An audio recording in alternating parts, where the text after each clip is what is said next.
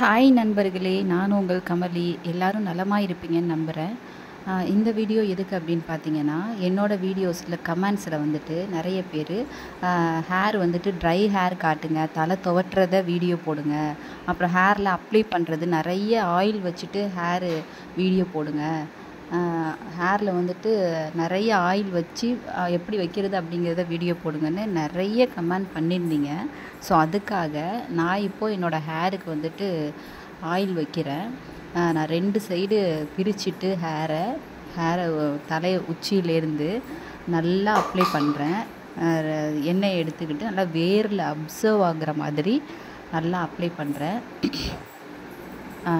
மேலே மட்டும் இல்லாமல் அடி வரைக்குமே நான் ஹேரில் வந்து ஆயில் அப்ளை பண்ணுவேன்.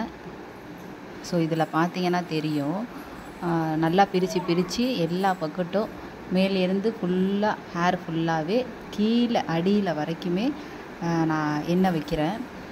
நான் நார்மலாக தேங்காய் எண்ணெய் மட்டும்தான் யூஸ் பண்ணுறேன், வேறு எந்த எண்ணெயும் இல்லை. ஸ்பெஷலாக என்ன யூஸ் பண்ணுறீங்கன்னு கேட்குறீங்க. நார்மல் கோகோனட் ஆயில் தான், தேங்காய் எண்ணெய், பியூர் கோகோனட் ஆயில் மட்டும்தான் எங்கள் வீட்டில் ஆட்டி அரைக்கிறோம். அந்த எண்ணெய் மட்டும்தான் நான் யூஸ் பண்ணுறேன்.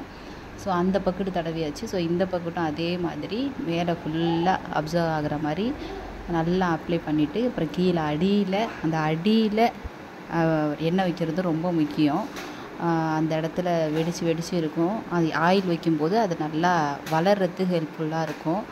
ஸோ கீழேயும் வைங்க, அப்புறம் முடியிலையும் நடுப்பற வைக்கிறதுனால முடி நல்லா கருப்பாக இருக்கிறதுக்கு ஹெல்ப்பாக இருக்கும். முடியில் எண்ணெய் வைக்காததுனால தான் அதிகமாக ஹேர் வந்துட்டு ப்ரௌனாக ஆகிறது, ஒரு மாதிரி பிளாக்காக இல்லாமல் கலர் சேஞ்சாக இருக்கிறது எண்ணெய் வைக்காமல் இருக்கிறது தான். எண்ணெய் அடிக்கடி வைக்கிறதுனால கலர் சேஞ்ச் ஆகாது, நல்லா கருப்பாக இருக்கும்.